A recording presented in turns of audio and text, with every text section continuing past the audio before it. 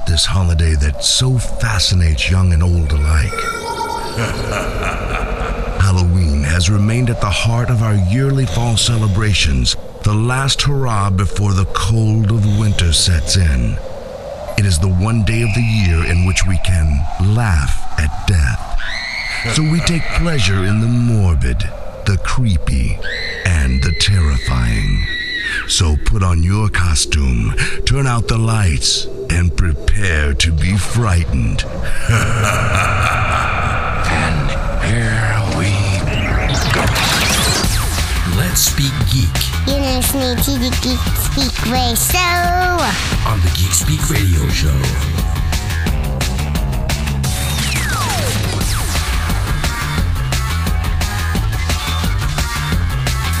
And here we go. Welcome to the Geek Speak Radio Show. It's here. Happy Halloween, guys. My favorite time of the year. Mine too. Not in December. It's in October, especially the last 3 days of October. Halloween is here. Too bad it's only for one day, though. Well, yeah, but here, we make it month long. Yeah, we do. Really, if you guys know me and you listen to the show, it's year long for me. To your chagrin, because I know how you love scary stuff. I think mine's only for like 2 days, and then I'm ready for Christmas. Yeah, the tame holiday for you. Yeah, that is true. Okay, so this is going to be the Halloween show for this year. My favorite time of year, like I said. So I figured we kind of did a little bit last year. We had our ghost host explain Halloween to us last year. This year I figured let's go to an expert on Halloween. I just got the book a couple of days ago, actually, and I do finish it because you know how fast I read. It's called Halloween Nation, Behind the Scenes of America's Fright Night. And that means it is kind of a history of Halloween, but it also especially talks about how we see Halloween today. Because yes, Halloween does have a history, but we celebrate a little bit different nowadays. Yeah, we do. So on the phone, to kick things off on our Halloween show, is the author of Halloween Nation. That would be Leslie Bannatyne, author of Halloween Nation. Leslie, welcome to the Geek Speak Radio Show. Hey, thanks for having me on here. It's our pleasure. So tell us a quick history of Halloween before we get into the book. 2,000 years in 60 seconds or less. Exactly. Well, you know what? I'll start with American Halloween because that's what I've mostly concentrated on. And Halloween, although it goes back many, many, many years in different forms, in America it wasn't really a holiday until after the Civil War, and for three good reasons. One, the Civil War gave us unprecedented numbers of dead and missing, and so people got very interested in trying to communicate with the spirit world and find out where their loved ones were. And it's this period you see more seances, and spiritualism gets going in this country, but people were desperate to know, and a holiday like Halloween that was concerned so much with ghosts and the afterlife was very attractive to them. The second thing was printing got really cheap right then, and there were a ton of magazines and newspapers that were born in this time, all looking for content. And the third thing is that Victorians were incredibly interested in exotic cultures. And for them, Highland Scotland, which is where Halloween kind of comes from, one of the countries it comes from, was just as exotic as Fiji or Borneo. So they were really interested in this kind of quaint rural holiday that came from an exotic part of the world. And they started to throw the very first Halloween parties. Would you say back then they were a little bit more superstitious than we are today, or is it about the same? That's a great question. That's a really great question. They were certainly superstitious, but it was in fun. In these first Halloween parties, it was all for fun. You know, who are you going to marry, and what profession would your husband or your wife have? Things like that. It was kind of half flirting and half looking into the future. Nowadays, we're superstitious, I think, about an awful lot of things. I mean, you find so many more people that are into ghosts now than you might have even 30 or 40 years ago. Yeah, I'm superstitious myself. There's a little ritual I go through. I'm not going to say it before I start the show. Let's just say it has to do with sports. Baseball players. I mean, we've got a lot of quirks these days. Yeah. So again, we're talking to Leslie Bannatyne. She's the author of Halloween Nation, Behind the Scenes of America's Fright Night. If you guys don't have it yet and you're a Halloween fan, shame on you. But go to our GeekSpeakRadioShow.com webpage. On the link section, I have a link to that. You guys can get the book. So Leslie, when you were doing the research for Halloween Nation, did you discover some things that you didn't know about Halloween, whether history or just customs and how we celebrate Halloween? I would say absolutely. I mean, the history was something I was familiar with, but talking to people across the country and how they celebrate Halloween, there were things I was not aware of. For example, I did not know about horror burlesque. I didn't know. I knew there was a new burlesque movement in this country, but I didn't know there was a whole group of women doing horror-themed burlesque shows. That was a good one. I didn't know a lot about the folks that designed horror props and Halloween props until I went out and actually went to the factories and the businesses and watched them pour severed ears and make zombie fingers and things like that.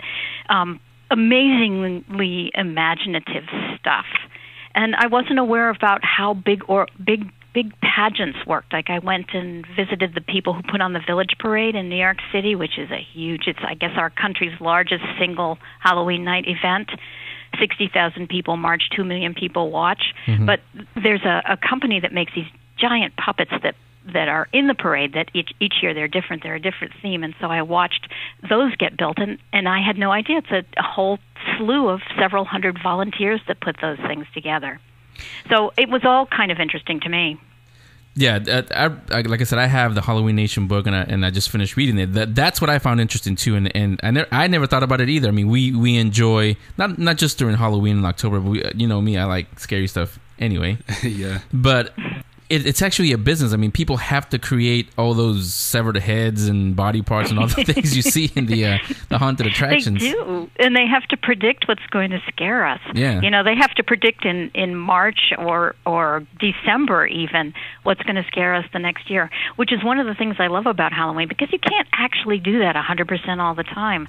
I mean, what I love is that Halloween is still a large part do-it-yourself, and it's still very creative. It starts in the imagination and moves out into the world. So, for example, this year, I think, I may be wrong, but I think we're going to see a lot of tributes to Steve Jobs at Halloween, a lot of iPods and iMacs, and the costume and props folks could never have seen that coming last February.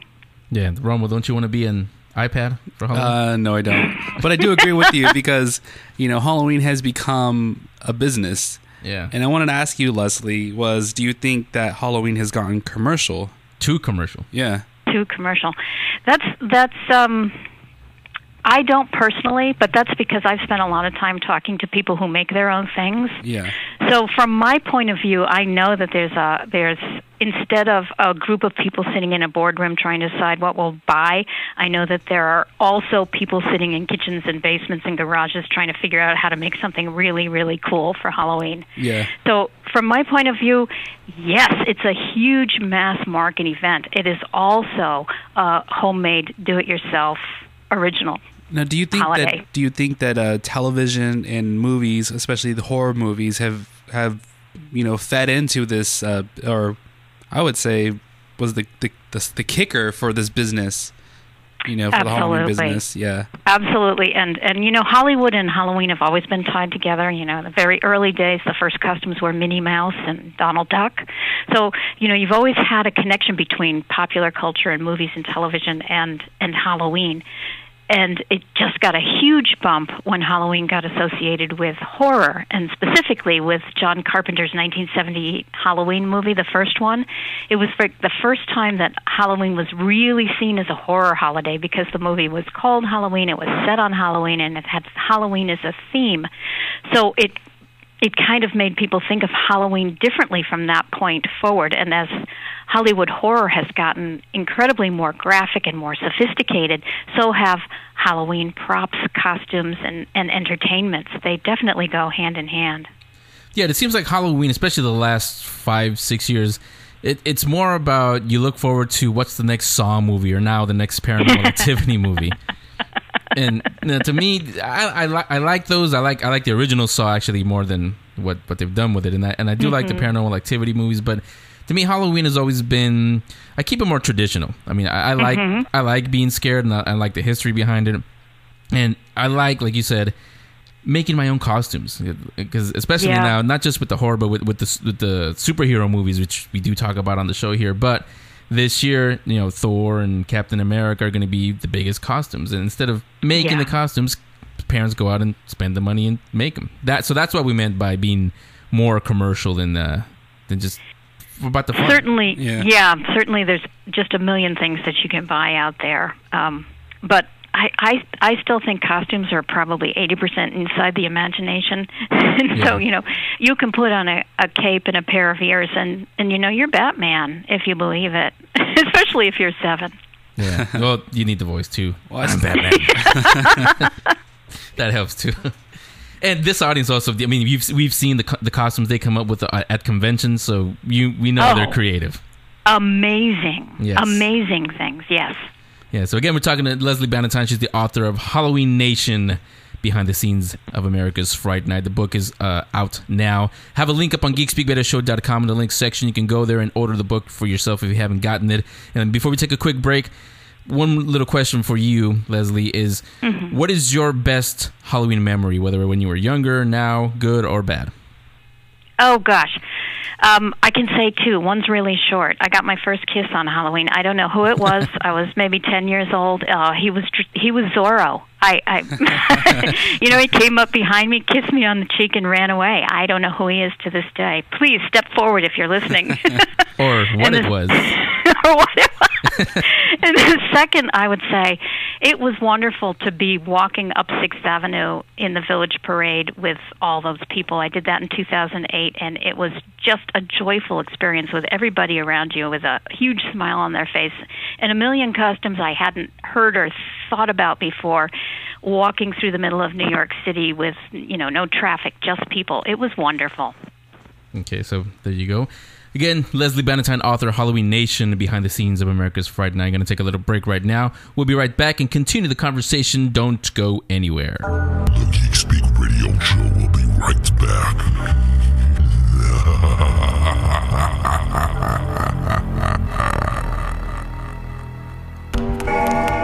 She tries to hide from us.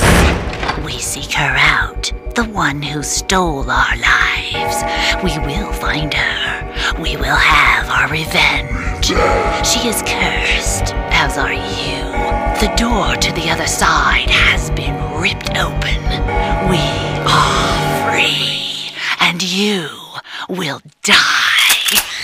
This Halloween, the most haunted place in American history comes to life at Winchester Mystery House's all-new Fright Nights. Be ready to face your fate as you track your precarious way through the curse of Sarah Winchester Maze. And Halloween flashlight tours like never before. Save up to $20 on Slasher Savings Nights or go to Bay Area Togo's restaurants for $5 off your ticket. For more details or to buy tickets, visit WinchesterMysteryHouse.com or Winchester Mystery House box office.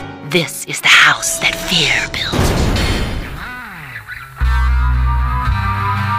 Let's get back to the Geek Speak Radio Halloween 2011 show. Here's Henry and Romo.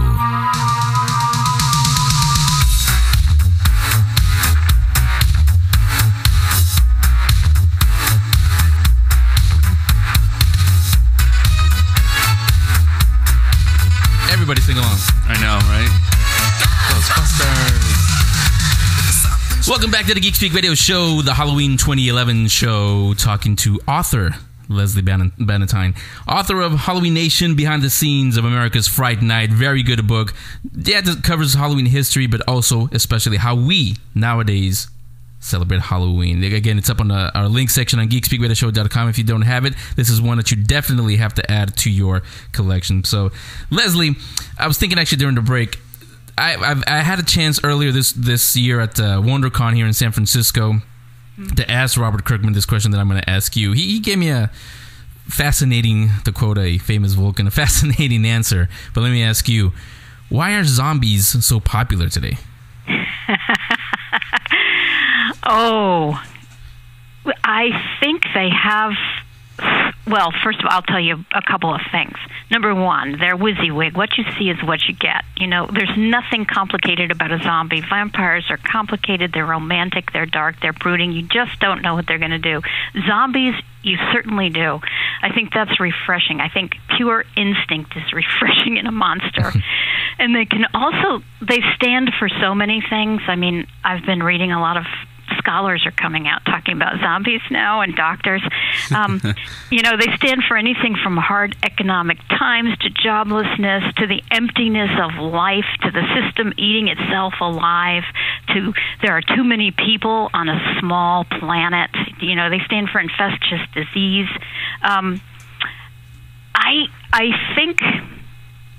I think all those things may be true, but that's not why people like to dress up as zombies. I think it's just something that's got a great level of irony to it. It's simple. Anyone can do it. And it actually has a great big community component. I mean, you never see one or two. There are always large groups of zombie reenactors. And I think there's a great deal of pleasure with getting together with people who are on the same page as you are and doing the same thing. It's a wonderful experience, and you don't get to do that all that often. Plus, and this is advice for you, Romo. I'm already married. You're single. Like I read in the Halloween Nation book, it's a great way to pick up zombie girls. That's what people say. Yeah. You don't have to say much. Just do go a lot up of and talking. There was a zombie flash mob last year. I should have went. I mean, perfect, right? For The Walking Dead to be meeting my love of my life. Or afterlife. There, yeah. Yeah, and there's zombieharmony.com, the internet dating site for zombies only, you know? It is real. It is real. It says, their motto is date responsibly, bring a baseball bat. I'm going to have to sign up. Yeah. The other thing is, I think the past, what's it been, maybe the decade, I would say, a lot of the ghost hunting type of shows, like Paranormal Investigators, things like that, do those hurt or help someone who's trying to seriously understand parapsychology? Boy, I would say from the folks that I've talked to, now I'm not a ghost hunter, so I can't be authoritative on this, but I know a lot of people find them entertaining, but not. But they would make a difference between television entertainment and ghost hunting there and actual ghost hunting where you're doing it for real, and it's very possible that you have people with you who are serious about communicating with the spirit world. You know, they're two different things. That's what I'd say. Yeah, matter of fact, on the show last year and earlier this month, we spoke, and we're friends with real paranormal investigators. First one that comes to mind is Dr. Jeff Dwyer here in the Bay Area, and he's written a lot of books. And he said, although he partook in one, the Ghost Adventures one at the Winchester House, but he says that a lot of those type of shows, they have to Hollywood it up, I guess is the way to put it, because as you probably know, ghosts aren't performers. They don't perform on command. Right. So when you go investigate something, you may have to be there for a week even before something even happens. Yeah, and something may never happen. Yeah. I don't think television can take that chance. Yeah, and you only have an hour or half an hour sometimes to entertain or scare people. Yes. So you've got to gussy it up a little sometimes. Yes. Also, going to the target audience really for Halloween, kids. If you're a parent, how did you suggest a parent introduce a child that wants to know about Halloween, including the scary side? With there's a lot of great books out there that are storybooks for children with Halloween sorts of stories that are spooky but not too scary. Reading is a great way to get into it. Definitely anything. I think haunted houses are going to be too intense for small children, but corn mazes and pumpkin festivals and all those great events that happen this time of year always have a little bit of the iconography there. There's a little bit of a spookiness around them, and those are great places to start with your kids. Yeah, I mean, being a parent myself, the way I started actually with the history of Halloween, and again, you did? Yeah, wow. With books. I'm lucky that my son, like me when I was young, he loves reading So great. he just went right into it. And then also for my younger daughter who's 4, we started with, the little, I forget what it's called, but it's a little kitten that dresses up as a ghost. So we started her that way. Yes. I mean, yes, there's a ton of great kids books. And of course you have to watch the Charlie Brown It's the Great Pumpkin every year. Yes, it's on our DVD shelf, of course. Yeah, and the other thing is, as a parent, you also have to know your child. I mean, like you said, some may be too intense, but you as a parent, you need to know what is too intense for your child and what they can handle, what they can't handle.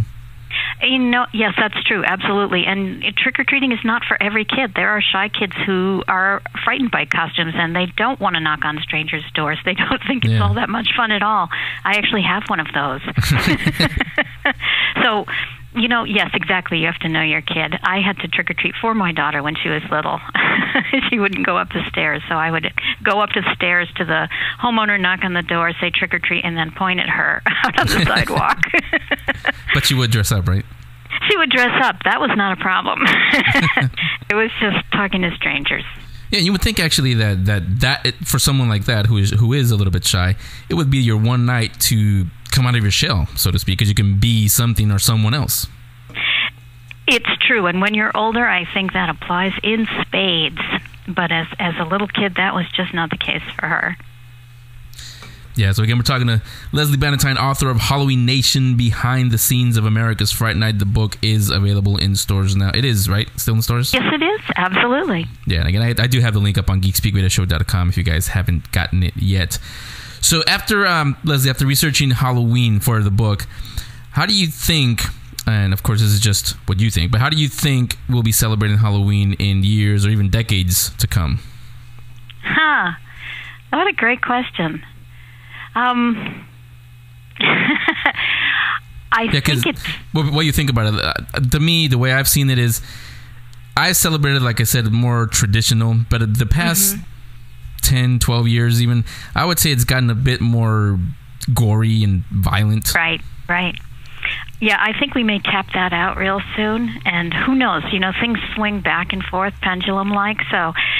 What if we go back to nostalgic Halloween and people start trick-or-treating as, adults start trick-or-treating as Daisy Duck and Zorro again? Or maybe in reaction to how big it is, we'll try to make it smaller, and you'll see more neighborhood parties and block parties and street parades and home parties again, just like we used to do in the 50s. I don't know. It might come back. It might get a little bit stronger, a stronger tug at nostalgia in the future. Yeah, and if you want to go out as Zorro, I think Lesley gave you an idea on what to do as Zorro earlier. I know, right? Well, with Halloween being such an entertainment aspect of being scared, is there a deeper psychology to why people attract to Halloween? Yes, absolutely, and to fear, and it is one of the few holidays where fear is just present, and fear is fun. I mean, I think raw fear is people will say they feel more alive when they're terrified like that, when they're outside their comfort zone, outside the box. And what makes humans different from other species is that after we're terrified and we get that rush, we are able to say in a millisecond, oh, this is just pretend. And you get to enjoy it. We laugh after we jump, and that gives the body and the brain a flood of endorphins, which actually make us feel great. So not only does the adrenaline make us feel great, what relaxing afterwards does too. And you get a sense of mastery. Even if it's fake fear, even if it's a haunted house, when you come out the other side, it's been cathartic. You feel better. And some psychologists say it helps us prepare for things that are really scary.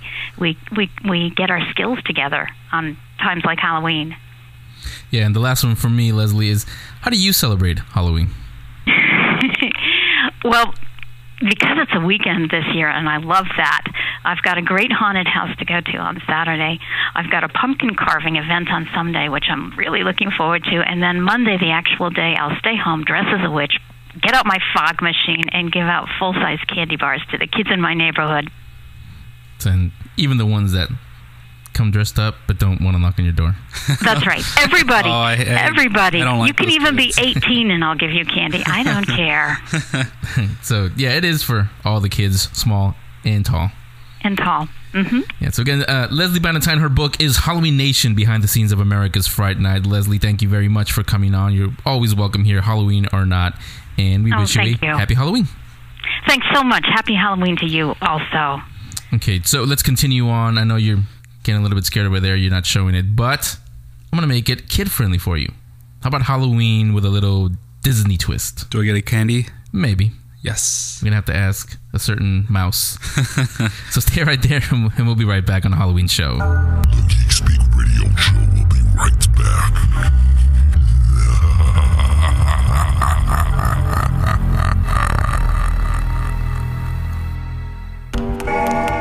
She tries to hide from us. We seek her out, the one who stole our lives. We will find her. We will have our revenge. She is cursed, as are you. The door to the other side has been ripped open. We are free, and you will die. This Halloween, the most haunted place in American history comes to light at Winchester Mystery House's all-new Fright Nights. Be ready to face your fate as you track your precarious way through the curse of Sarah Winchester Maze. And Halloween flashlight tours like never before. Save up to $20 on Slasher Savings Nights or go to Bay Area Togo's restaurants for $5 off your ticket. For more details or to buy tickets, visit WinchesterMysteryHouse.com or Winchester Mystery House box office. This is the house that fear built. Playing the music you're not ashamed to admit you listen to. Let's get back to the Geek Speak Radio Halloween 2011 show. Here's Henry and Romo.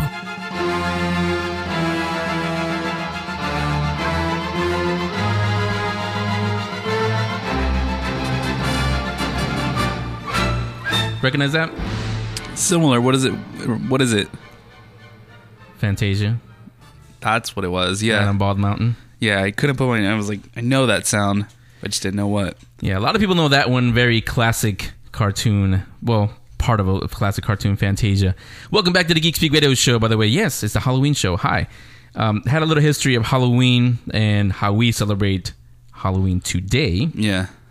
Part of that, really recent today, is this coming weekend, as a matter of fact, at the Walt Disney Museum here in San Francisco. Those of you who haven't been there, you are missing out. I'm telling you, I've been there a few times myself. They're doing something really special for Halloween, and I was going to try to tell you what it's all about, but I have somebody from the Walt Disney Museum. So let's talk to her. Her name is Donna Tuggle. She is the Director of Visitor Experience and Interpretation. Donna, welcome to the Geek Speak Radio Show. Thank you. Hello, Henry and Romo. How are you all? Doing good. A little scared. Yeah. A little scared. Well, you should be. We have a spooky weekend coming up. Yeah, tell us about what's happening at the Walt Disney Museum. Okay. Well, on Saturday, Sunday, and of course Monday, which is Halloween, October 31st, we are showing our annual Hallowscreen, which is a wonderful combination of spooky shorts from the Silly Symphonies and some funny cartoons that play tricks on Donald Duck. So we have a wide range of wonderful cartoons that will be available for visitors to come and see. Yeah, I have a link up on geekspeakradioshow.com. There's a link to the Walt Disney Family Museum website on there. But if you're wondering, the films are The Skeleton Dance, Goddess of Spring, Hell's Bells. I just played it right now, The Night on Bald Mountain. Pluto's Judgment Day, Mad Doctor, The Old Mill, The Adventures of Ichabod and Mr. Toad, and Trick or Treat. And Trick or Treat, exactly. Yeah. And the very first Silly Symphony, The Skeleton Dance, kicks off the show, and it's a wonderful little. It's not real spooky, so kids are going to enjoy it. Some skeletons playing in a graveyard, dancing around, which is a lot of fun.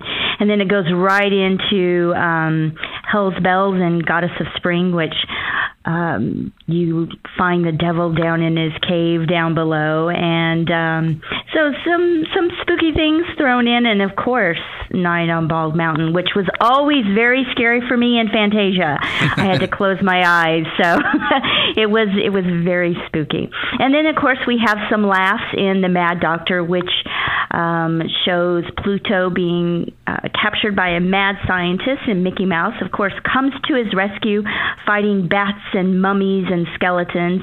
And it ends on a lighthearted but fun note with Trick or Treat, which showcases Donald's nephews and playing tricks on Donald along with Witch Hazel. So it's a lot of fun. A lot of variation for family members of all ages. Hi, Donna. It's Romo. You know, The Adventures of Ichabod has always been one of my favorites growing up. Now, I wanted to know, why were these 9 shorts chosen besides the Halloween theme? Well, that's really what it was. We wanted something spooky and fun, and they were all chosen because they either had ghosts, goblins, devils, or just spooky monsters in them. So that's really why they were chosen. The only one that's a little bit different is the Old Mill from 1937. But it has, it's a very haunting, beautiful piece, and it's about an old abandoned mill. And I'm not going to give any more away because I want everybody to come and see it. But it kind of gives you a rest from all the spooky things going on. So it's, again, a great mix for everyone. Yeah, I actually remember seeing the Old Mill before. And yeah, it's not really Halloween themed, but the imagery is kind of Halloween-y. It is, yes, because you see it, there's a storm going on, and you hear the wind howl, and the creatures are afraid, and, you know, this poor old mill just really gets battered, and it looks very forlorn and dark and spooky, and so no more, don't make me say any more about it. So it's a great little film, so I know people will enjoy it. Yeah, that's part of Hollow Screen. Again, that's happening this weekend, October 29th through the 31st at the Walt Disney Family Museum. What are the hours for the showings? So the showing for Hollow Screen is at 11 a.m., 1, 3, and 5. And it lasts about an hour and 5 minutes. This is in the Fantasia Theater? It is in our theater here in the museum, and it's a beautiful digital state-of-the-art theater and beautiful surround sound, so it's going to be quite an experience. Is that what it's called, the Fantasia Theater? Well, we call it just the theater here at the museum. It's Fantasia inspired. There's some beautiful artwork inside of the theater that shows Mickey Mouse in Fantasia as he's portraying the Sorcerer's Apprentice. So that's some of the artwork that's in there, and that's why people say the Fantasia Theater. Yeah, like I said, we've been there. My family and I, we've been there a few times, and my wife is a huge Fantasia fan, so she's the one that keeps calling it the Fantasia Theater. So I was just checking. You know, that's okay. That's okay. She's enjoying it, and you know, we love that. And thank you for visiting the museum. That's fabulous. Yeah. So, are you going to join us on Sunday for our Spooktacular? Absolutely, in costume even. Oh, in costume. That's wonderful. Well, you know, we have a full day planned, 1 to 4, full afternoon of games and treats and gifts, activities that kids can do, and then my favorite, the Spooky Walk. What is the Spooky Walk without giving too much away? Walk. Okay. Well, I'm not going to give too much away, but it has to do with an abandoned mansion that's been converted to a funeral home. And visitors will walk through, and there are some spooks and frights and delights in the Spooky Walk. So now I know some of our listeners are parents and are probably asking, so let me ask for them, is it too scary for the younger members? No. So what we'll do is as the kids go through, we're able to relay through, you know, we've got some young kids and we can tone down the jumping out and scaring and that kind of thing. But it's something that the families will enjoy. They will certainly enjoy the games, pin the bone on the skeleton and the boo bunch toss. as well as some of the activities that we're going to be making. So there's going to be something for everyone. There's also story time, which we have some really fun books and stories that our educators will be reading and acting out. And so there's a lot of fun things going on. So there's something for everyone. And you can't beat the price point. It's only $2 per person for an afternoon. There you go. Everybody's budget. Yeah. Everybody's budget, exactly. Is the museum going to be open regular hours, or is it open just for Howl-O-Screen for the weekend? No, we are open Wednesday through Monday from 10 a.m. to 6 p.m. Last entry is about 4:45, and visitors can come in at any time. The Spooktacular is going to take place in our special exhibition hall, which is just right across the parking lot, and we'll have special signage to help our visitors make their ghostly way over to the special exhibition hall. Yeah, and speaking of the parking, there's plenty of free parking right outside. On the weekends, yes. On the weekends, there is free parking in the Presidio. Now, during the week, there is a parking fee, but it's very small compared to San Francisco prices. But on the weekends, it is free. So, come on and join us. Yeah, or public transportation if it makes it easy for you. That is correct. We do have public transportation. We also have the Presidio, which goes around the Presidio that people can hop on and hop off and stop in and visit us. Yeah, so again, we're talking to Donna Tuggle, Director of Visitor Experience and Interpretation at the Walt Disney Family Museum in the Presidio in San Francisco. I have a link up on GeekSpeakRadioShow.com. Let me take a quick break. When we come back, we'll talk more about the museum itself. Don't go anywhere. The Geek Speak Radio Show will be right back.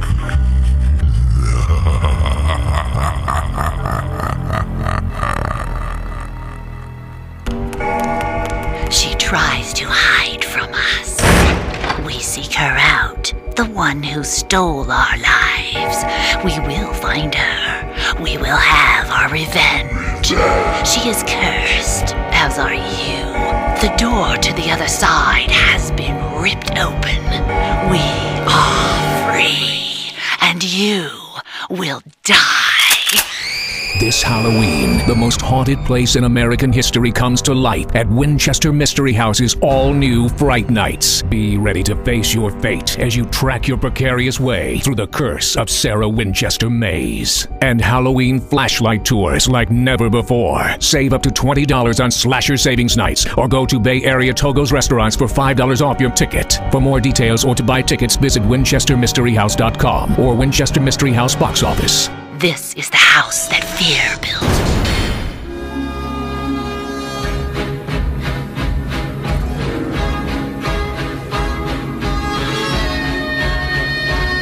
Now back to the Geek Speak Radio Halloween 2011 show. Here's Henry and Romo.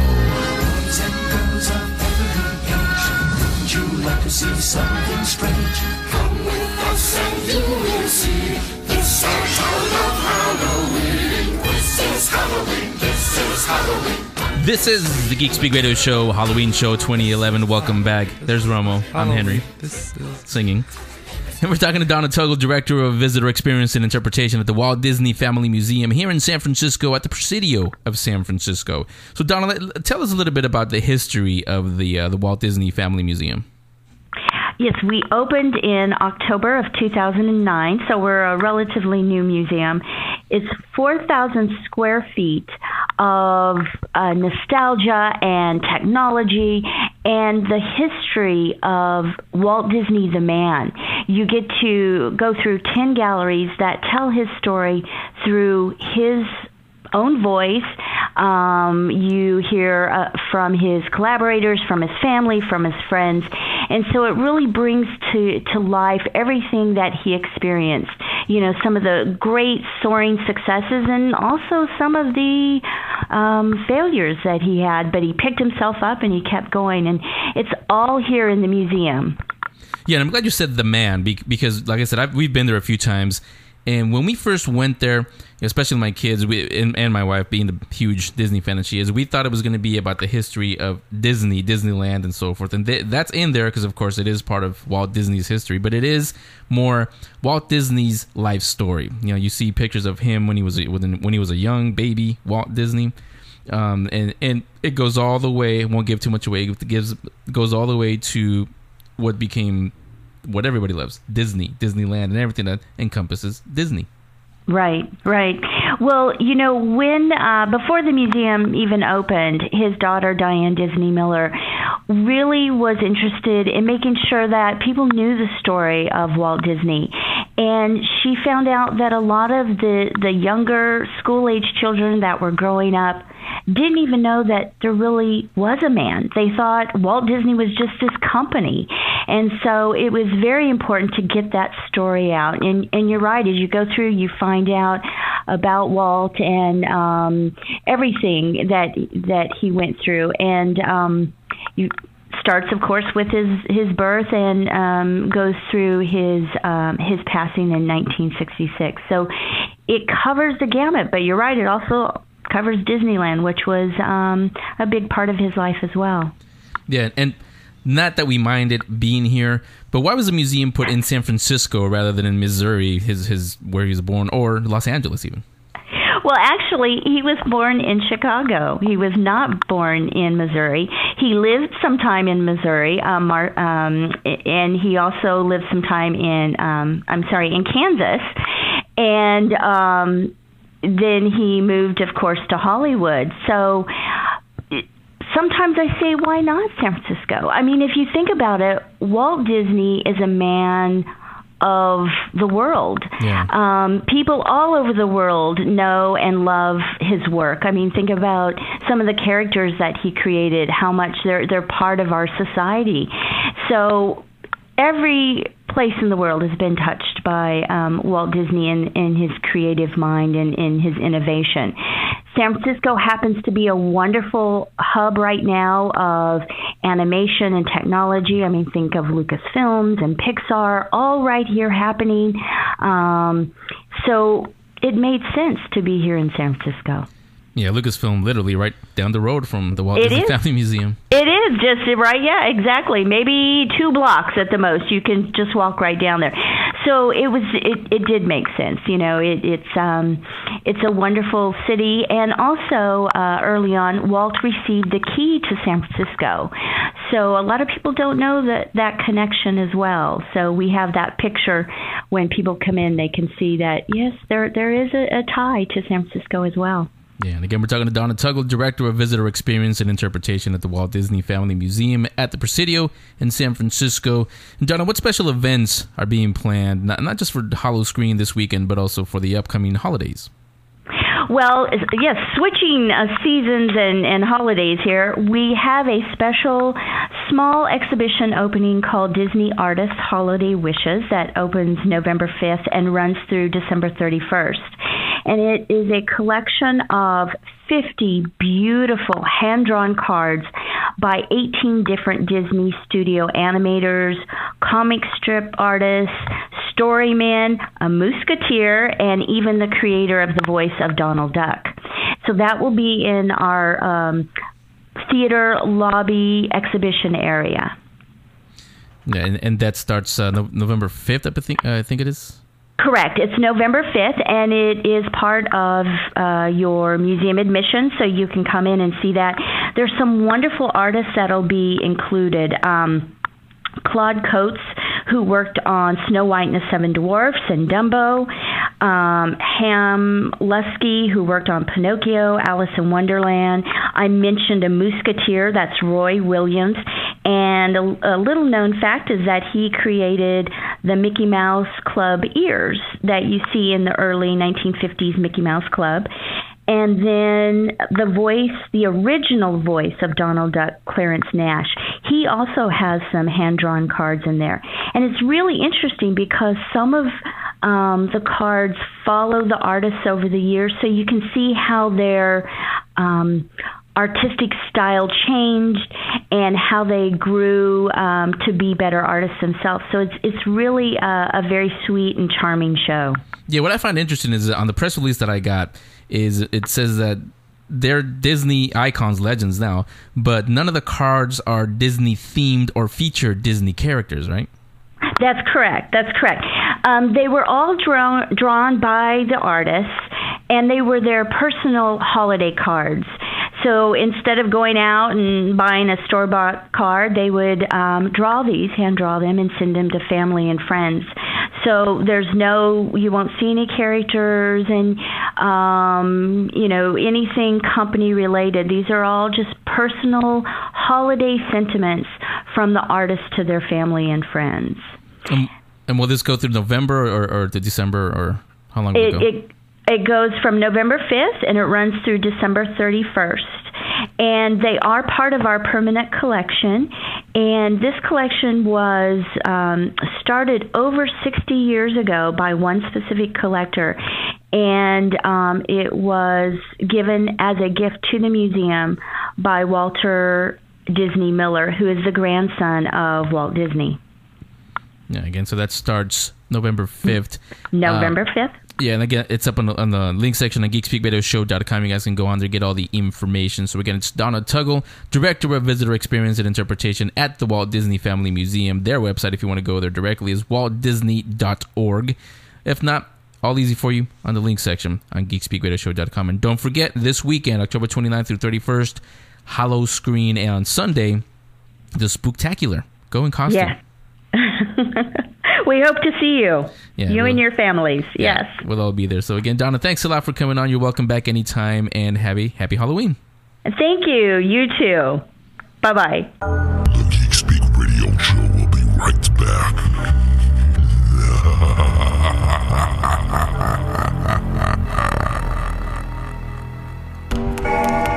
She tries to hide from us.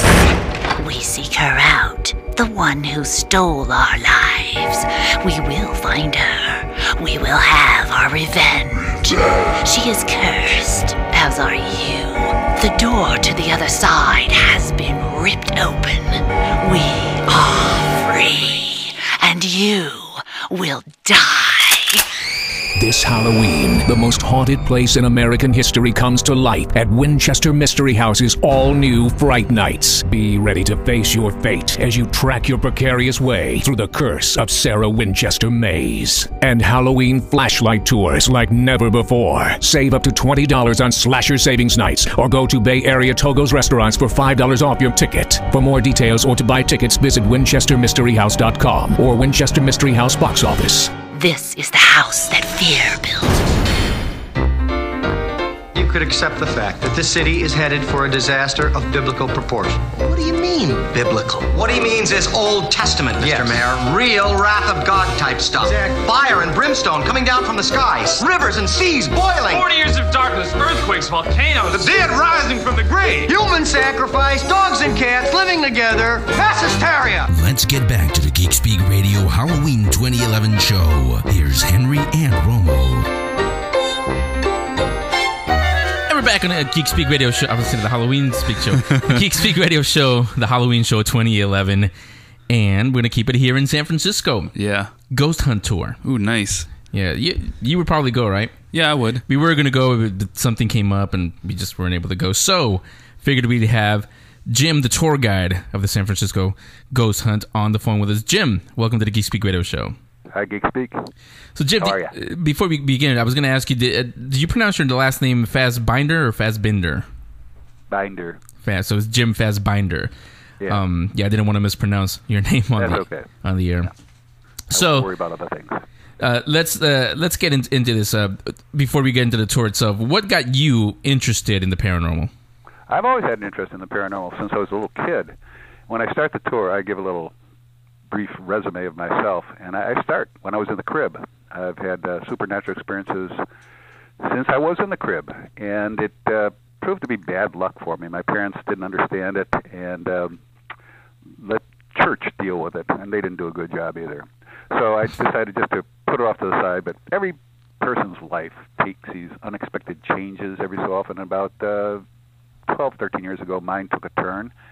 And I decided that this is really what I wanted to do. I wanted to share my passion about ghosts with other people, and did a bunch of research, joined some professional associations, really learned a lot about ghosts, went on some investigations, years of investigations, and then put together the San Francisco Ghost Hunt. Now, when you say it started from the crib, do you actually remember them, or were they told to you afterwards? that they were told to me afterwards. It was because I lived in a big apartment building. It was kind of like all the neighbors knew this, and they would tell me more than my folks. Do you mind telling us what it is, or do you want to keep those to yourself? Oh, I like to keep some mystery. But I was playing with invisible playmates that were older guys that happened to have been some of my granddad's friends who were killed in a train wreck. Okay, and when and why did you decide to start the Ghost Hunt Tour? Well, I like ghost stuff, as so many people do, and I went on a ghost walk in New Mexico and came home a little disappointed. And I'd been out of the tours, but my friends, you know, they were listening to me whine. They said, "Would you put up or shut up? Do a tour or just forget it." And this is when I started the ghost hunt. This is when I was doing the research and the test tours and everything like that. And I had a corporate job at that time, and I wanted to set the bar here in San Francisco to do a nice one. But my corporate job went offshore. Things changed in my life again, and this is all I do now. I live a rather modest lifestyle, and I just share my passion with ghosts. Yeah, and again, I have a link up on geekspeakradioshow.com in our link section. If you all want to go on the Ghost Hunt Tour, you can do so. I imagine Halloween weekend is your busiest. Very good imagination. Yes, it is. Yeah, and why the locations that you choose on the tour? Why those locations in particular? Well, ghosts are everywhere, and there's terrific ghost stories all over San Francisco.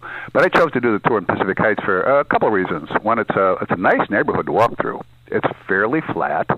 The ghosts seem to be from one small slice of time, and I kind of figured out why that was, and I talk about that on the tour. And very little graffiti, very few homeless. It's a nice part of town and very quiet. There's hardly any businesses at all where we walk. So I'm thinking about the people on the tour rather than anything else. Right, yeah, because we know for a fact that, you know, Alcatraz is one of the most haunted places here. You bet. Angel Island also. Were there any locations, even in when you were thinking about just keeping it at Pacific Heights, were any locations that you thought were too dangerous? Not because of the buildings, but because of, you know, what's supposed to haunt them? Yeah, well, I don't want people to get into trouble. This is one reason why I'm doing the tour from where I am. There is a real opportunity for people to have a real supernatural experience with a friendly ghost. And I try to keep the tour kind of light at that point, you know, because emotions mirror. And if people are in a good mood and they meet a friendly ghost, the chances of that encounter turning out well are very much increased.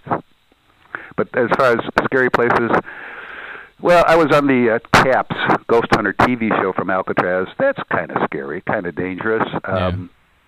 And Golden Gate Bridge, there's a lot of ghost stories from there. But I just chose to do Pacific Heights. There's some spectacular ghosts. It's not all friendly ghosts. I couldn't stay in business if I only had friendly ghosts.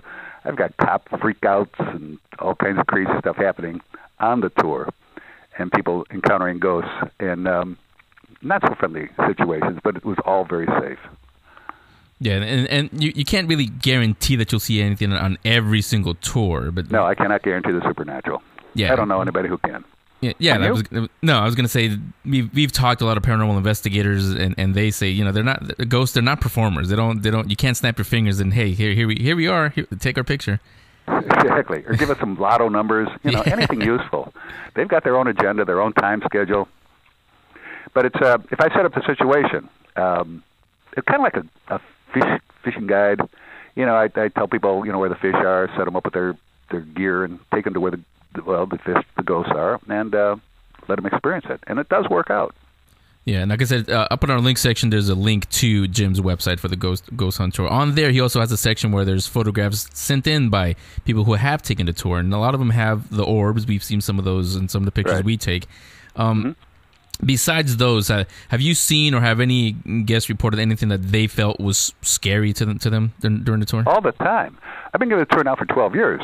And for about the past 8 or 9 years, something has happened on almost every tour to at least one person that can only be described as supernatural. And with more people on the tour, within limits. I mean, if it gets too crowded, it's just too crazy. But with, let's say a dozen people on the tour, I can almost guarantee that night something will happen. I've been doing this for a while. I've pretty well got the procedures set up, and it seems to work. Would you mind sharing some stories from either from the tour or personal stories that are paranormal? Well, without telling ghost stories that I tell on the tour, well, I do some things on the tour. I wear 3 hats. I'm a storyteller. I'm a scientist. I try to get facts about ghosts, what little we do know about ghosts. Speaking as a scientist, something's going on. We don't know exactly what it is, but you can't really throw data away that you can't understand. So I try to tell people what we know about ghosts, and then I do some things I call shamanistic, because I do things I don't really understand. I don't think anybody really does, that seem to draw on ghosts. Let me give you an example. I was watching TV the other night. Shaman had a sick guy on the floor of his hut. He was shaking leaves over him to make him feel better. A couple nights prior, I'd seen on TV about walking through the woods, how it makes us feel better. One of the things is stuff falls off leaves that makes us feel better. I'm pretty sure the shaman didn't know about those microorganisms, whatever they are in the leaves, falling on the guy to make him feel better, but he knew doing it would make him feel better. So I do stuff on the tour that seems to get ghosts' attention and interest, and then they interact with the people on the tour. Right. That's kind of vague. Yeah, no, that's fine. And like I said, any of them were considered not just scary, but like an evil presence or anything like that? That's what, people always ask about that. They don't ask about the inverse, about the angels that would visit us. I always get asked about demons. And you did it again. But I tell you what, I can share one small story with you about something that happened on the tour. A woman came on the ghost hunt because she wanted to see a ghost. She had been on 16 different ghost walks, stayed at 7 different haunted bed and breakfast, because she wanted to see a ghost. And when we were talking, I said, if you just limit yourself to seeing a ghost, you've cut yourself off from experiencing a ghost so many other ways. The ghost experience can be rather subtle. And I tried to explain this. Anyway, she came on my tour. She had not seen a ghost. She kind of gave up on the whole idea, but she liked the tours. In the middle of one of my stories, the woman just shouted out, "Woo!" really loud. And I stopped everything. I said, "What happened?" She said, "A cold spot went right through her." And she was so happy. Any angelic stories that you have from the tour? Well, I do get emails about, sometimes I do things that really get to people, and I've got things I've helped people get jobs, I've helped people, into satisfactory relationships, and they blame it on the ghosts. But I think it's just I've set up the situation where they're just a little more aware of what's going on. That's a tough one to answer. But that's your job, isn't it? Ask the tough questions. Yeah. Well, let me tell, not a question, but let me tell you this. Have you tell us this actually? Okay. As you said, Halloween is your busiest. Is a number? What number is too big a group for the tour? Well, where we meet in the Queen Anne Hotel, the size of the lobby really limits the number of people that can attend a tour. And when people come in and they say the lobby's jammed, they just they know it's going to be too crowded. The exact number is, I don't know, 4 dozen or so, and that'll fill up the lobby, and people will know it's going to be just too crowded for them to feel comfortable. It's only one tour per night? Yeah, it is. And it's not about, me being mercenary. I don't want to get the most people on the tour. I want everybody on the tour to have a real supernatural experience. With the right number of people, it's usually happened. Yeah. It's like you said, it has to do with the mood. I mean, if it's too many people, it just kind of ruins the mood. It does. And with enough people, though, there's this like a community energy that we draw on. And after I've got the ghost's attention and interest, the group energy really takes us over from there.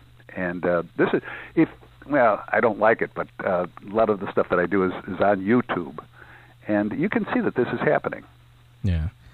Yeah, I don't either. I mean, when we talk about movies and TV shows on here a lot, I don't like when people have set pictures and spoilers and that. So I can see why you wouldn't like videos on YouTube either. No, I like to keep a little mystery. Yeah, which is why one of the reasons I'm being a little vague here. I do want people to come out onto the San Francisco Ghost Hunt and experience it for themselves, not just hear about it, but to really experience it. Yeah, I'm glad you said that actually, because I hope we don't make people think that you don't want people there. Oh, he doesn't want that bigger group. Yeah, one thing. No. Yeah, one thing is you should be glad that Jim's not just about the money. He actually cares about you getting a good experience. Exactly, and this is why I do it. 6 nights a week. Yeah. Year round.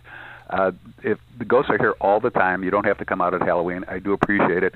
I do give away some really good goodie bags. I give away a free night stay in the Hauntedest Hotel, in the Hauntedest room in that haunted hotel, free on that night. So, there is some interest, and I've been doing this for 12 years, and I got like a small fan club, and they do come out on Halloween. Yeah, and like Jim just mentioned, it is year-round, not just on Halloween. Yes. So sfghosthunted.com is the website, or for That's updates, 415-922-5590, right? Correct. Yeah, and not Tuesdays. You do not do them on Tuesdays, correct? No, I have to take a day off sometime. Yeah, so again, Jim is your tour guide for the San Francisco Ghost Hunt. The links are up on geekspeakradioshow.com if you guys want to go there on Halloween. Yeah, but you can do it any other time besides Halloween. Don't just do it because it's Halloween.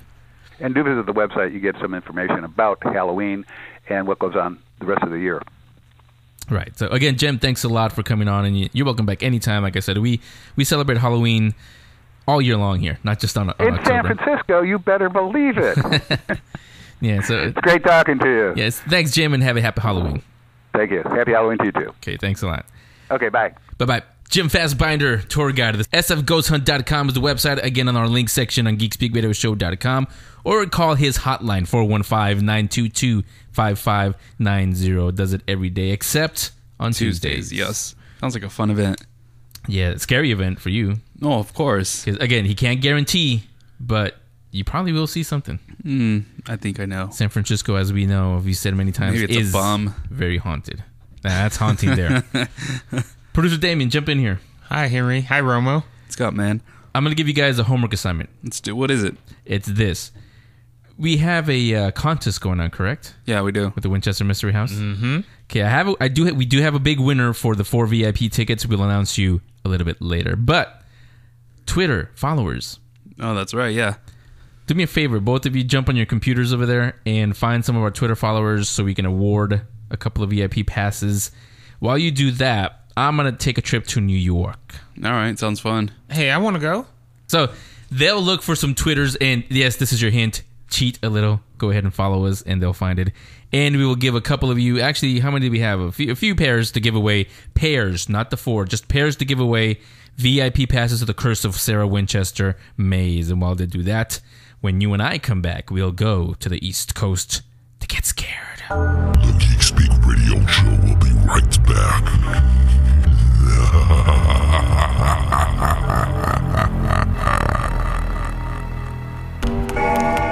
She tries to hide from us. We seek her out, the one who stole our lives. We will find her. We will have our revenge. She is cursed, as are you.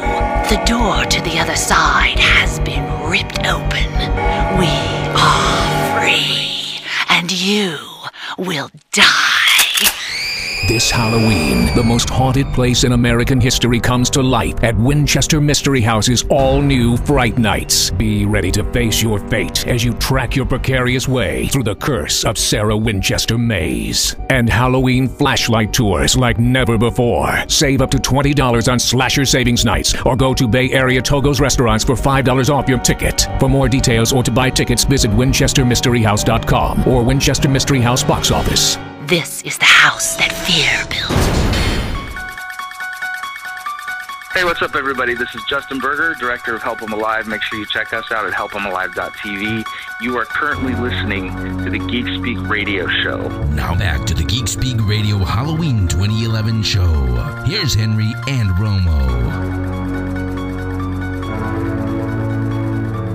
Thanks, Justin.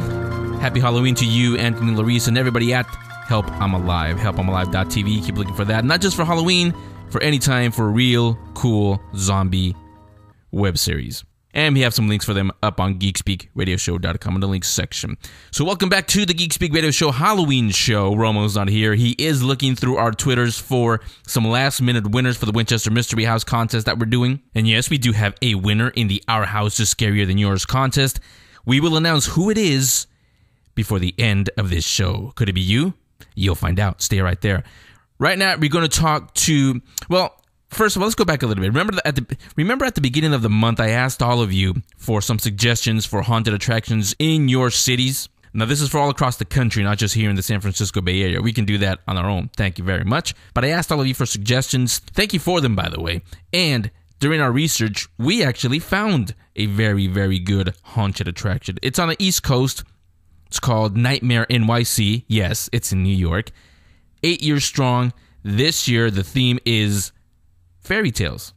Not exactly what you think of when you think scary, until Grimm, NBC's Grimm, took care of that. But Nightmare NYC is going on right now in New York City, and I figured let's talk to them for the Halloween show. So on the phone we have Aaron Haskell, who is in charge of specialty props for Nightmare Fairy Tales. Aaron, welcome to the Geek Speak Radio Show. Thank you for having me. Our pleasure. So before we get into what you're doing this year, tell us a little bit about Nightmare New York City.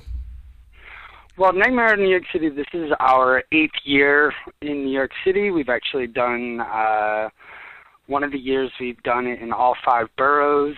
1 year we did it in Miami. This year we have another one, Zombies, in the Bronx. One of the most special things about our haunted house is that every year it's different.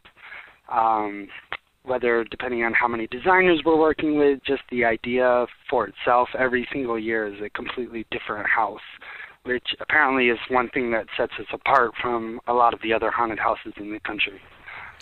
Who came up with the idea for Nightmare New York? My older brother, Timothy Haskell, is the creator. So that's not how I got involved. I had to be interviewed and everything. But yeah, Timothy Haskell is the creator of the haunted house, and from the beginning, Justin Haskell and I, Aaron Haskell, have been the creative department for the haunted house. Now, were all three of you into scary stuff when you were kids, or was this all Timothy's idea to get you guys involved? You know, I think all three of us have always liked horror and definitely been into gore. I do run an art department, Brooklyn Art Department, and it's always been some of our most special, weird, cool work that we've been able to create have been for haunted houses, because there's always this genre of like, make this funky, weird thing bleed all over the place. So I actually got more involved in it because of the artistic value to it.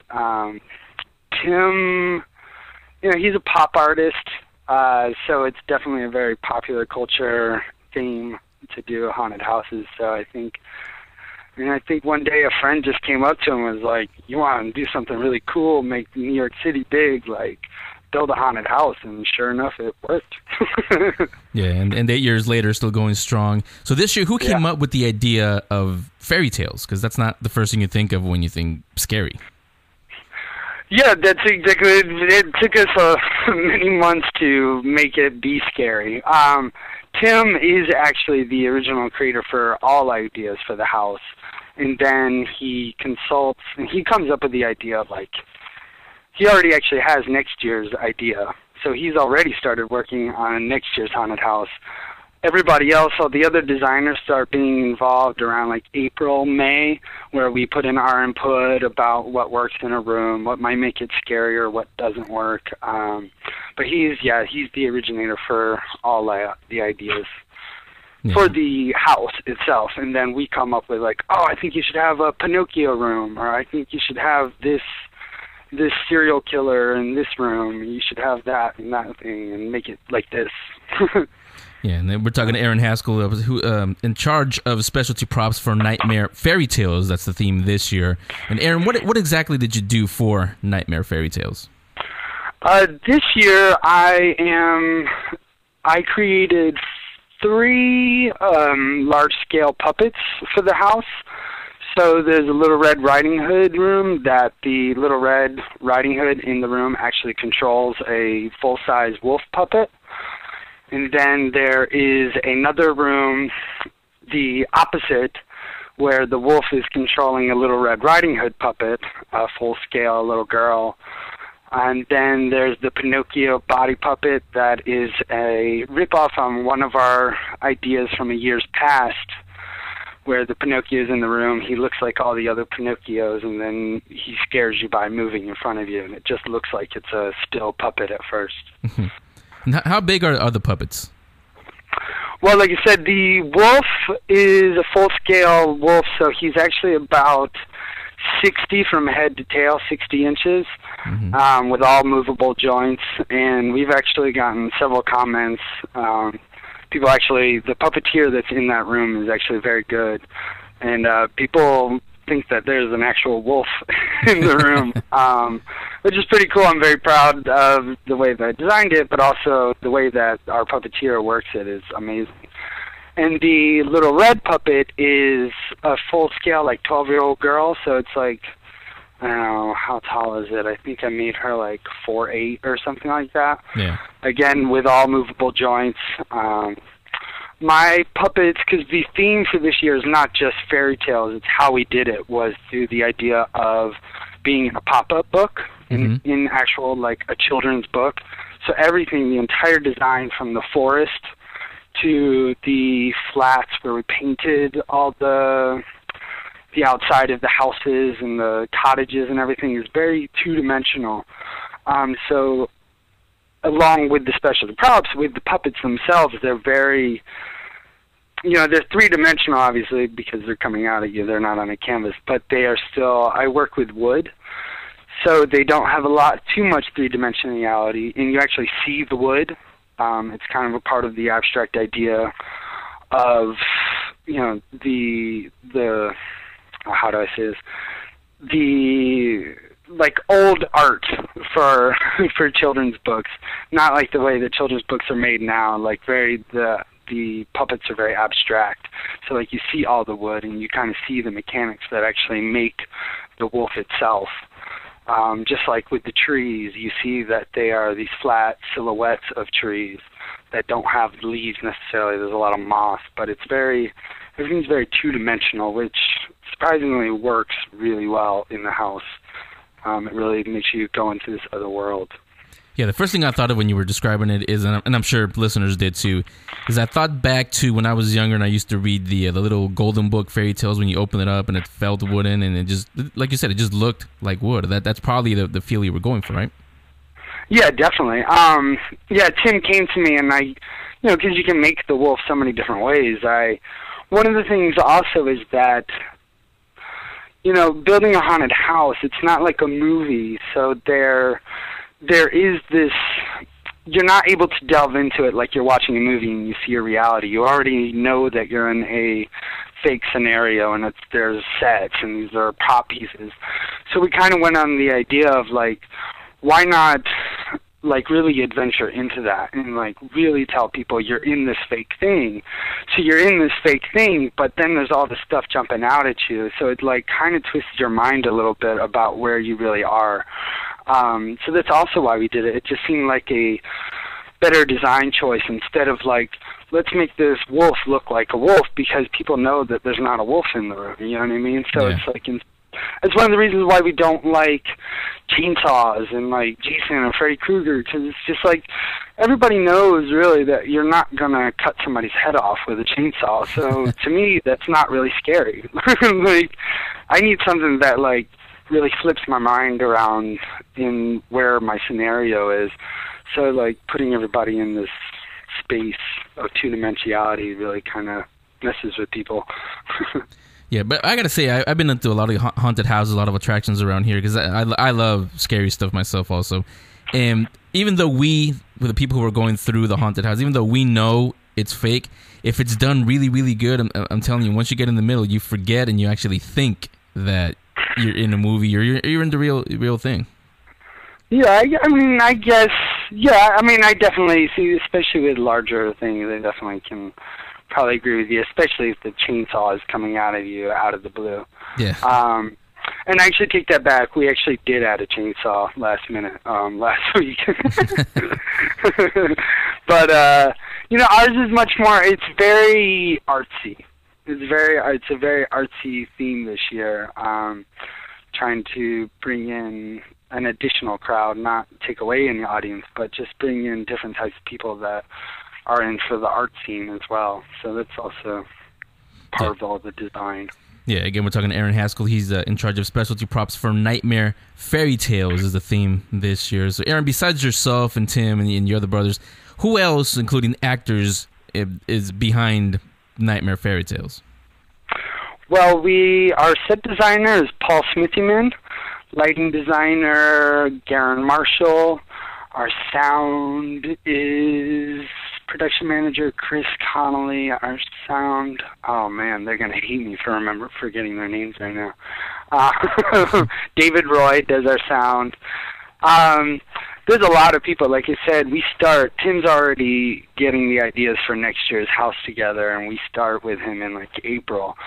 So there's a lot of, we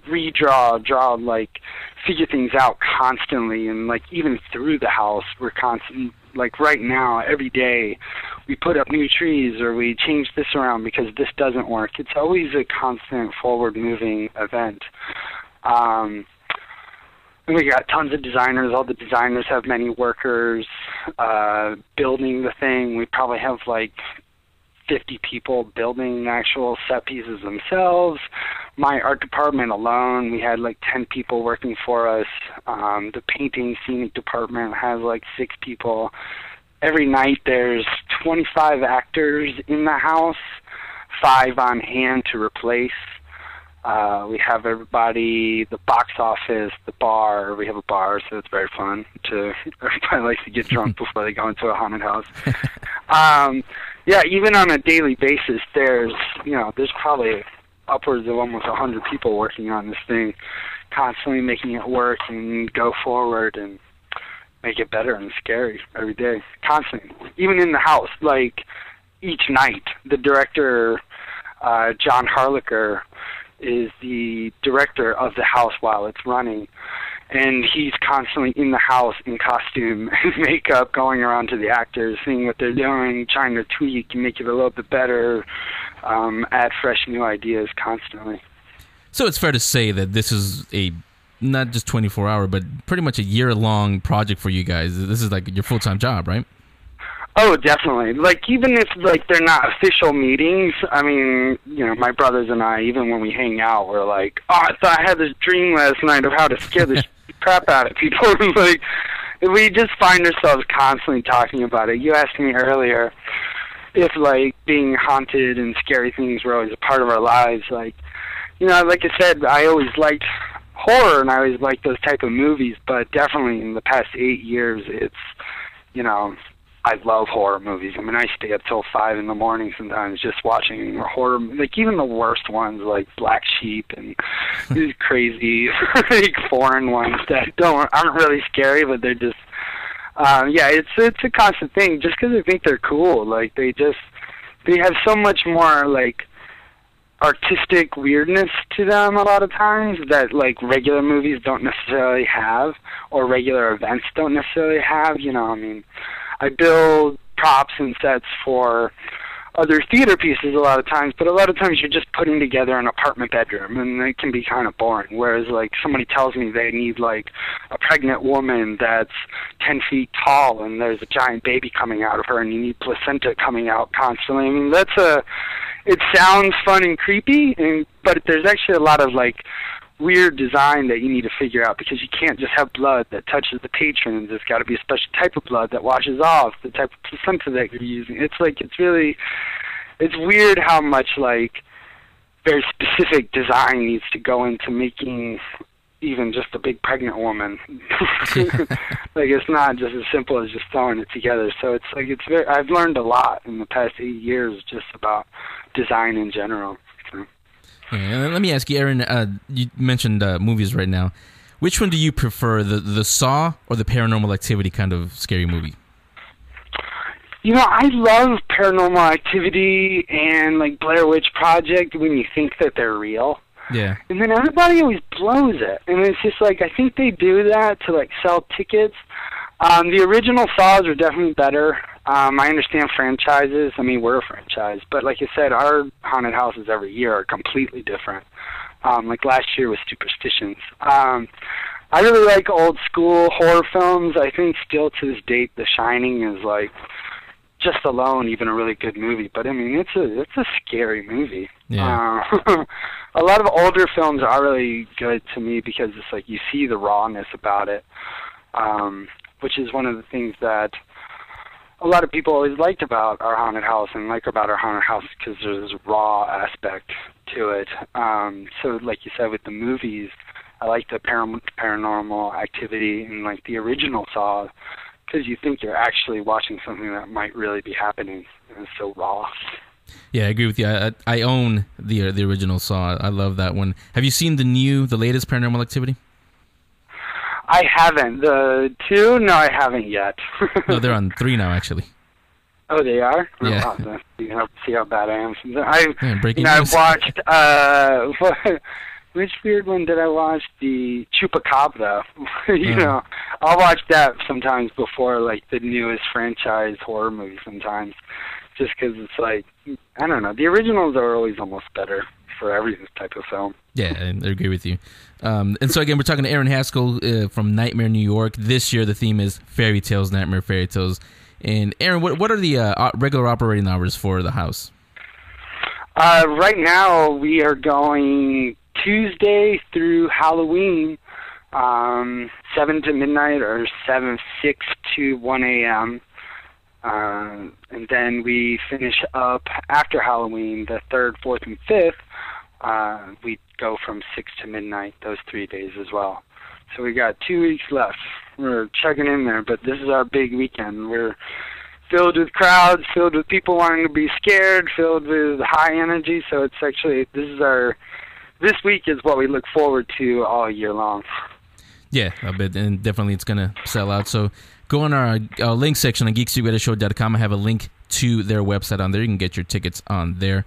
And you said that Tim's already planning for next year, but when do you guys really sit down and really start planning the design and everything for next year? In April. Okay. About April is when he actually gets together and has his first draft of what the actual story is and what the rooms will be. And then, in about April is when that usually happens. Okay. So again, Aaron Haskell's in charge of specialty props for Nightmare Fairy Tales, part of Nightmare NYC. The links, again, are up on geekspeakradioshow.com in the link section. If those of you that are in the New York area, those of you who will find, for whatever reason, yourselves in the New York area on Halloween weekend, this is where you need to go. So Aaron, thanks a lot, and have a happy Halloween. Thank you so much. Have a great day. Okay, Aaron, take it easy. So thanks again, Aaron. Aaron Haskell, in charge of specialty props at Nightmare Fairy Tales, put on by Nightmare NYC. NightmareNewYork.com is the website, up on our link section on GeekSpeakRadioShow.com. The address, 107 Suffolk Street, if I remember from my time in New York. That's between Rivington and Delancey Streets, the CSV, as you New York residents know it as. Those of you who are not in New York, go to the link section on GeekSpeakRadioShow.com. There's a map. There's everything on there. You can find it. And get the tickets because it will sell out. This is the weekend for it. This is the #1 attraction in New York City. Don't get a rope. Probably plenty of ropes and things hanging from them in Nightmare Fairy Tales. So we continue the Halloween 2011 show on the Geek Speak Radio Show. Going to take a little break. When we come back, David Lee will do his comics commentary with a Halloween twist, and Romo, finally, yes, Romo will have a pick. He finally picked a book for the Geek Speak Radio Show Book Club. The Geek Speak Radio Show will be right back.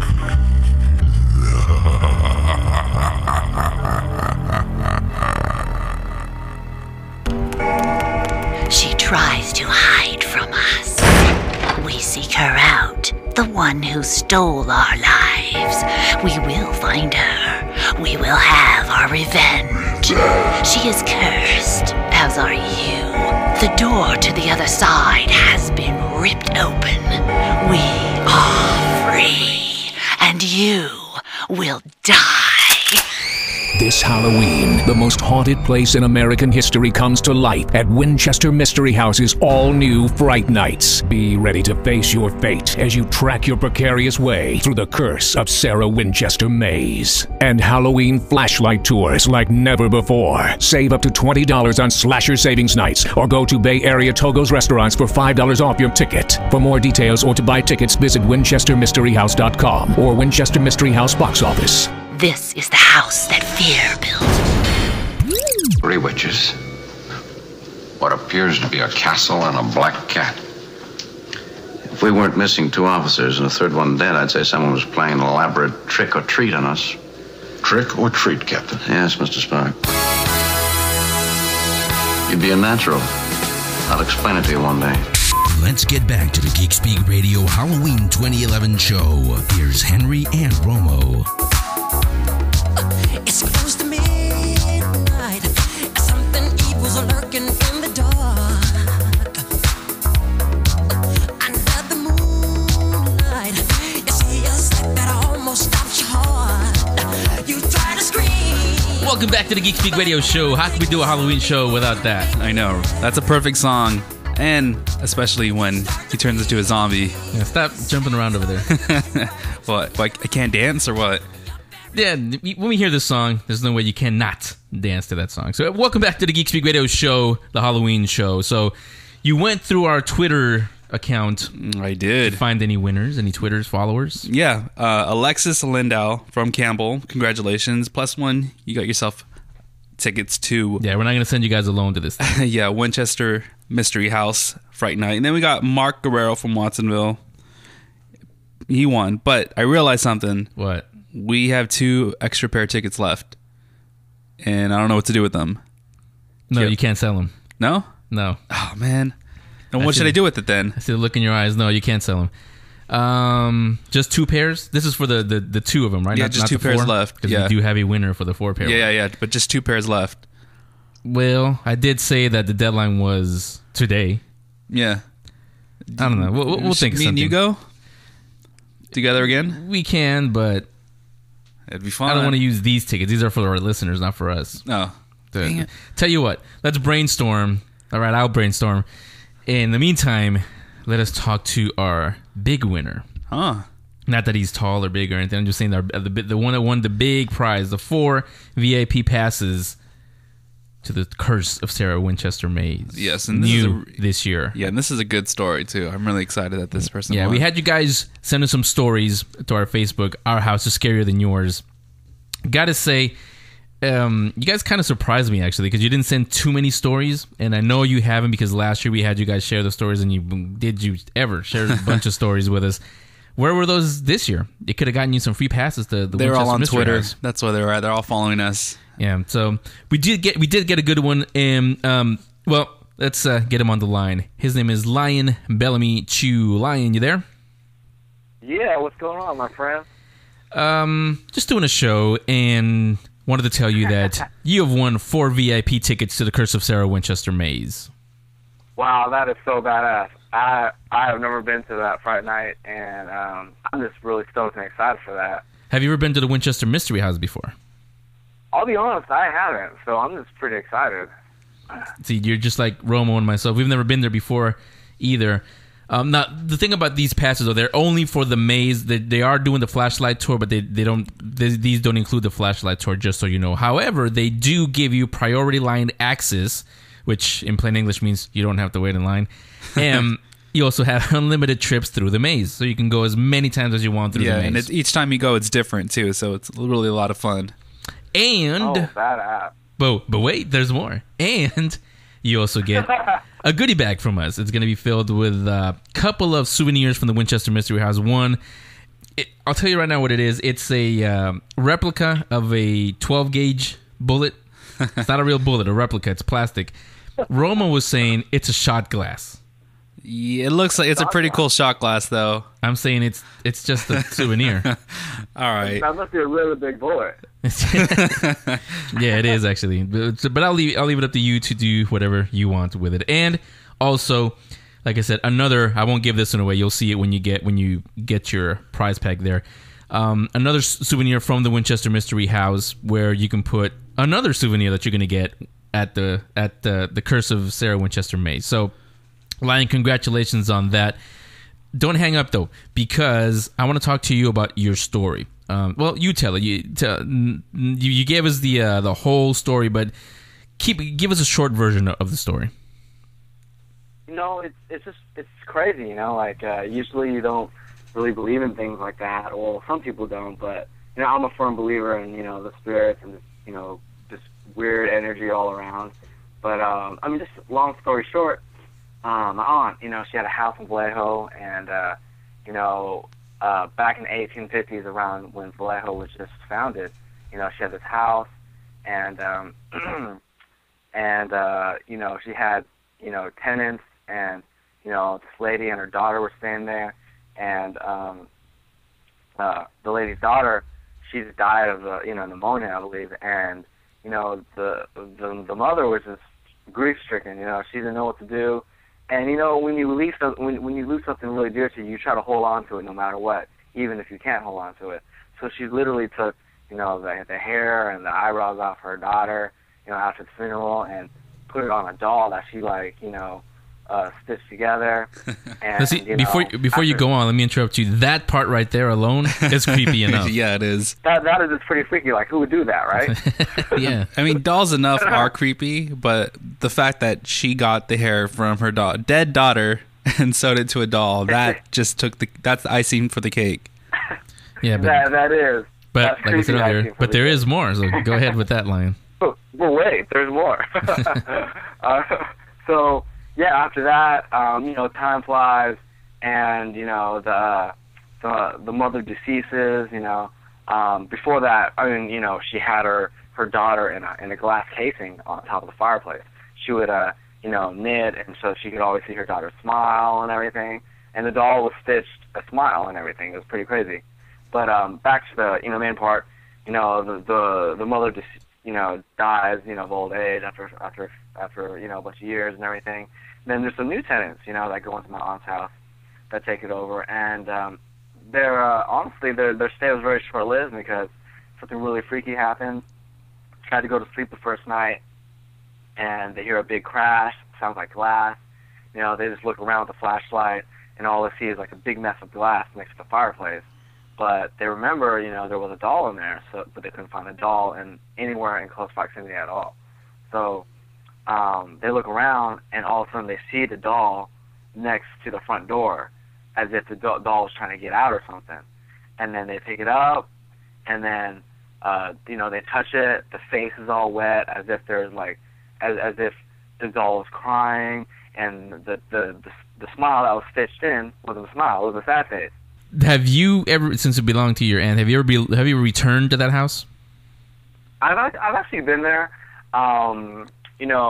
Maybe like 10 years ago, and a very creepy place. It's it's a Victorian architecture, very just old, and taxidermy everywhere. It's just old, China, and it's just really, really all old and beyond vintage, and it just has a really eerie feeling to it, The doll isn't there. I have no idea where it is. It's just like a story that's been passed down by my aunt.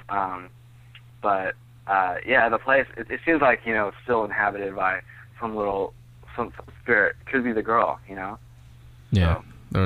And I mean, we've talked to some paranormal investigators on the show before. And a lot of them say that is what a ghost is, what a haunting is. It's not like what you see on Paranormal Activity or any of those movies. They don't jump out and grab you or anything like that. It's mainly an imprint of somebody who was a really powerful emotion, really sad, really mad, angry, or just want revenge, and it gets imprinted there, and it's a repeat. And it's imprinted on the doll. Yeah, so you feel that, like Lion just said, you feel that when you go into hospitals. People that work at hospitals, they feel that energy all the time when they're in there. Yeah. So exactly. Yeah. Yeah, that's probably what it is. So, again, your story won you 4 VIP passes to the Curse of Sarah Winchester Maze. Now, you said you've never been there before. I'm telling you, and Romo can back me up on this. You're going to have a lot of fun. Yeah, you're going to love it. They're doing it for the first time this year. They never had that before. The house has been there, for a lot of years. Obviously, the Winchester Mystery House. Wow. Yeah. And if you want to do the flashlight tour, I would suggest go early. Actually, I would suggest go there early anyway, because the pre-show starts at 6:30, and that doesn't cost anything. All you got to do is get in line, and I'm telling you, be right in front, because you do want to see everything. You do want to experience everything. You want to get the story, the story of the maze before you actually go in there. So get there before 6:30, and you will experience all of it. And like I was saying, if you want to do the flashlight tour, you're going to have to get some tickets there, but get them quick because they will sell out. Right, Romo? It will sell out, but it's also fun to bring a girl and especially if the girl's your date, because then she'll get scared and she'll cling on to you, and you be like, "I'm scared." You'll be like, would it be better if she wasn't your date than she could be? No. Yeah, exactly. Yeah. And so again, Lion Bellamy Chew, you plus 3 other friends, will be there on Sunday, October 30th at the Winchester Mystery House for the Curse of Sarah Winchester Mays. We'd love to get an email from you afterwards and tell us exactly what you thought, and also go on the Winchester Mystery House Facebook page and tell them what you thought of Fright Nights. Awesome, man. So stoked. Thank you so much, guys. Okay, all right. So Lion Bellamy Chew, our winner of the 4 VIP passes to the Curse of Sarah Winchester Mays on Sunday, October 30th. We'll see him there. Great story, though, by the way. I think dolls are one of the scariest things out there. My grandma had a room full of dolls when I was growing up, and I would hate sleeping in that room because they just stare at you. They don't move, they just stare at you, and you're freaked out as a little kid. And you think they're going to turn alive and just start haunting you. I mean, probably it's because of my bad... Have you ever seen Poltergeist? No, but I did see Chucky, and I think probably that's why I have a little bit of... Okay, well, I'm not going to ruin scariness. Poltergeist for you. Everybody knows, all of you have seen it, you know which scene I'm talking about. Well, I've seen him, but you're talking about what... Wait, what scene? Poltergeist? You've seen it? The first one, yeah, when she comes out of the... Isn't it when she, the clown? The clown. The comes alive? No, don't remember. I think probably I blocked it out for some reason. Yeah, okay. Spoiler alert in case there's like 2 of you who haven't seen it, but for the rest of you who have, there's a scene where there's a clown that Robbie, the brother, hates. Yeah. He's always been scared of it. And 2 fears right there. Clowns and dolls. So he throws a blanket over it. Uh-huh. It's a Star Wars blanket, nod to Steven Spielberg. But then later in the movie, the doll comes to life. Yes. I mean, there's certain scenes I do remember, like his braces. That's a funny part. But great movie, That though. was in the second one, actually, I think. Was it? Yeah. I don't know. What about the worm? What worm? That's in the second one, too. I think I've probably seen the second one. Yeah, you haven't seen the first. You got to see the first one. Yeah. Like earlier today with the Aaron Haskell from New York Fairy Tales. They become franchises. This one sort of became a franchise. The actors kept dying off. Mm-hmm. But the original movies are always the best. Like the first Saw, that's why I own it. It's the best one. Afterwards, don't really kind care. of like the Scream as well. Yeah, this one, Poltergeist, the first one will always be a classic, and you got to watch that one. That one scene, like I said, hits on both fears: fear of dolls and clowns. Nice. Now I know what movie to watch on Halloween, because I'm gonna have a Halloween night of just watching movies, horror movies. That's what I'm gonna do on Halloween. Halloween. Who's gonna start with? It's the Great Pumpkin part of Charlie Brown. No. Just to make it easy on you. What are you gonna dress up on Halloween as? Me. Yeah, nothing special. You said you're gonna dress up when you're... Okay, fine. I'll let you guys know now. What else? A zombie. Really? I mean, Yes. that's one of the easiest costumes to put together. It is, but it's also one of the most popular ones. Yeah. Well, have fun doing that. I will. Nice. Well, I'm just gonna be watching movies. Probably zombie movies. You have a movie I should watch? Yes. That's a zombie one? What? Night of the Living Dead. Hello, what else? I was gonna watch Zombie Nation? Zombieland? Zombieland. Yeah. You can watch that also. But the really scary one, no, seriously, Night of the Living Dead. You cannot go wrong with the original. I know. George Romero, the father of zombie. I would like to talk to him, actually, about why he thinks zombies are so popular today. Well, he is the godfather of zombies, and he's the one that created it. I don't know. The dead father, you could say. It'd be kind of interesting to know why. I mean, yeah, he's the creator of it. By the way. What? I thought of something. What was that? We have 2 pairs, right, of VIP passes to give away. Yep. And people didn't tweet for those. Nope. Okay. Have them right here in my hands. Tell you what we're gonna do. On Sunday, I was planning on going there and meeting up with Lion and giving him his goodie bag and all the stuff there. I'll probably, if you're there, if you're one of our Twitter winners, say that fast 5 times. If you're one of our Twitter winners, Twitter followers, this Twitter stuff. If you're one of those, meet me there. You can go on our website, geekspeakradioshow.com, see what I look like, and you'll find me there. I'll probably be wearing the not Geek Speak Radio T-shirt, but I'll probably be holding the video and the microphone that says Geek Speak Radio Show, Yep. so it's kind of obvious who that is. Mhm. So go up to me, say hi, hey, I won the tickets from you guys, thanks a lot. If you don't have tickets, Yeah. come up to me and just say, hey, Henry, happy Halloween. I'll give you a couple of pairs right then and there. Nice. That's easy. For the maze. Yeah. So look for me. I'll be the guy holding the microphone that says Geek Speak Radio Show on it and the video camera. We don't have to film you, but just come up to me and say, hey, happy Halloween, and I'll give you That's 2 really pairs. easy. That's And I'll easier tell you than what, waiting in line. not for one I'm not going to give one person 4 pairs. However, if you do want 4, have 2 members of your party come up to me, then another one come up to me, and I'll give you guys those 2, and you can go in as many times as you want. Sounds like fun. Now remember, these do not give you access to the flashlight tours. If you want those, get there early and buy the tickets, because it will sell out on Yep, it Halloween will. weekend. And get there early anyway, because you got to watch the pre-show. Yes, I know it's on our YouTube page, but it's a whole different thing when you're actually seeing it there live. Yeah, it is. So again, thanks. Congratulations to Lion Bellamy Chew from Hercules, California. He's the winner of the Our House is Scarier Than Yours Facebook contest. Nothing scarier than dolls. Nope. So he's got that. And we haven't done your book. Oh, yeah. Well, you want to hear it right now? Yeah, why not? Nothing All right, else to do. perfect. Wait, So- wait. What? Okay, now. All right. Well, going on from last week's show, and you mentioned about your book. It was kind of like a book from your childhood. Spaceship Under the Apple Tree. Yes, made me think, what book did I used to read when I was younger? And it is Green Eggs and Halloween. Ham. No, but it also fits with the time of Halloween, and that was R.L. Stein's Goosebumps. And the one I read and choose to pick was The Haunted Mask 2. Now, did you ever read the first one? Yeah. Or you just picked up the sequel? I used to read these books all the time, but this is one of my favorites. Really easy to read. Takes you, a couple hours. Really, actually an hour, but... So for Roma it was a couple of hours. Well, not if you're doing a lot of other stuff as well. It's a good book, The Haunted Mask 2. No. But the book is... stars a little boy named Steve Boswell. Now, it's this book is going from... I would say leads off from the first one. So he's friends with the one. Wait. Don't give the whole thing out. You don't want me to? There may be some people who haven't read it yet. Yeah, like little kids. But I bet everyone like me that grew up with these books have.